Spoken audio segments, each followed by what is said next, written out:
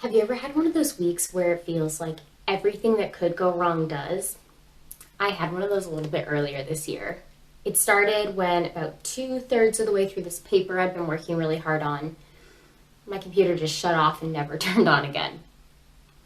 It went like this day after day, crisis after crisis, and came to a grand crescendo on Friday when I got into a pretty bad car accident. So as I was standing outside of my car, kind of at my limit, at my stress threshold, feeling completely overwhelmed, I thought, I need to call my sponsor, who, if you're not familiar, is kind of like a sobriety mentor. It's really difficult for me to completely appropriately explain how significant this is, but I'm hardwired for self-destruction. So whenever I'm faced with really hard things, like the things I've been dealing with that week, or if I'm being completely honest, like whenever I'm facing a minor inconvenience, my instinct is to do something that is harmful to me.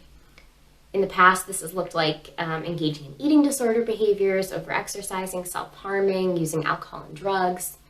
But on this day, after all the things during my week that felt impossible, after all that, I didn't revert to any of those negative behaviors. In fact, amazingly, for one of the first times, I think probably ever, using those self-destructive things wasn't even my first thought.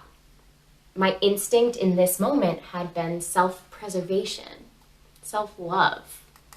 So I live to tell that we can change. Our perhaps less productive thoughts and behaviors are not who we are, and it's not what we're always going to rely on.